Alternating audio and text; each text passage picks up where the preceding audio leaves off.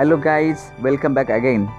तर विद्यार्थी मित्र हो, या व्हिडिओमध्ये आपण इयत्ता 10वीच्या वर्गातील इंग्रजीच्या पुस्तकातील पहिल्या युनिटमधील 1.4 बी स्मार्ट या चॅप्टरचे इंग्लिश वर्कशॉप आपण शिकणार आहोत. Okay, let's get started. Question number 1, complete the following web with the words associated with the text and the title. तर त्या टेक्स्ट आणि टायटलला संबंधित असलेले काही शब्द आपल्याला लिहून हे वेब कंप्लीट करायचं आहे. Answer, components of success. Okay, म्हणजे त्याचे घटक कोणते कोणते आहेत ते आपल्याला लिहायचे आहेत. Number 1 specific, number 2 benchmark, number 3 vision, number 4 measurable, number 5 achievable, number 6 realistic, number 7 strategy and number 8 time bound. Okay, these are the components of success. Question number 2A, pick out examples from the text that support each of the following facts. खालील घटकांशी supportive असणारे examples आपल्याला धड्यामधून पाठामधून लिहायचे आहेत. Number A, goals should be achievable. ध्येय कसे असायला पाहिजे? अचिवेबल असले पाहिजे, प्राप्त करण्यायोग्य असले पाहिजे. Answer, as students we can't become a prime minister, president, but can hope to reach those heights in future. Question B, a time limit should be set to achieve goals. तर आपलं ध्येय प्राप्त करण्यासाठी आपण एक वेळेचं बंधन आखलं पाहिजे. Answer, establish time parameters around each goal as it will help increase focus and accountability. It reduce weight, we know how to go about it, but without consistent time bound action it never becomes a reality. Number C, a specific field area has to be fixed to achieve goals. तर पहा, ध्येय प्राप्त करण्यासाठी आपल्याला एक विशिष्ट क्षेत्र काय करायचं आहे?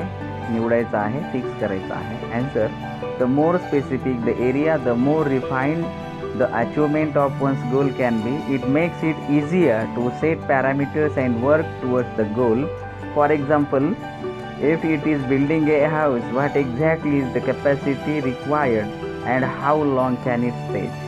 Number D, good results depend upon the quality and quantity of work put in. Okay, चांगला रिझल्ट हा, चांगला परिणाम यशाचा कशावर अवलंबून असतो?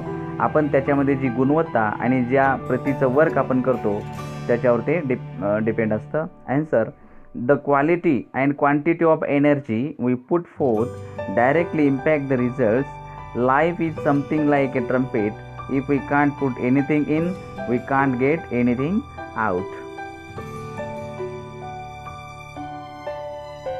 Number E, a benchmark is needed to track progress. Okay, तर यशाच्या रस्त्यावर जाण्यासाठी, प्रगतीच्या रस्त्यावर जाण्यासाठी त्या दिशेने मार्गक्रमण करणं काय असतं? गरजेचं असतं.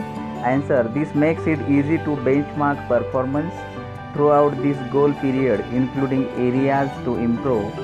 While playing football, one's exact role and position has to be clearly defined. Question number 3, complete the following sentences. Number A, smart goals are a methodology of thinking that helps people reach success. Number B, two valuable assets of setting goals are a sense of originality and a stepping stone to illuminate the path. Okay, तर विद्यार्थ्यांनी तुम्हाला इथल्या जे रिकाम्या जागा आहेत ते green कलरमध्ये भरून दिलेले आहेत, व्यवस्थित लिहून घ्या. Question number 4, read this quote. Okay, if we don't put anything in, we can't get anything out. Guess the meaning, discuss in pairs and find similar quotes that bring it the same meaning. Okay, तर ही जी coat आहे, okay, म्हण आहे, आपल्याला वाचायची आहे आणि त्याचा अर्थ शोधून त्याच अर्थाच्या काही कोट्स आपल्याला लिहायच्या आहेत. ओके, त्याचा अर्थ काय होतो?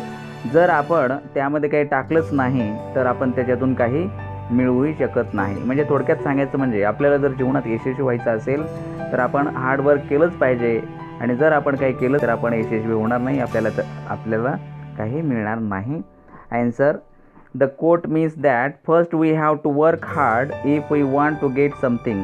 So you have to work hard and will you be successful in life. Okay, तर आता त्या कोट्स आपण पाहूया. Number 1, you reap as you sow. Number 2, input is equal to output. Number 3, garbage in garbage out. Number 4, don't bark if you don't bite. Number 5, where there is a will there is a way.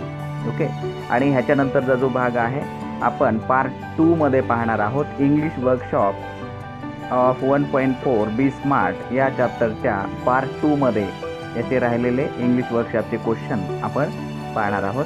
Okay.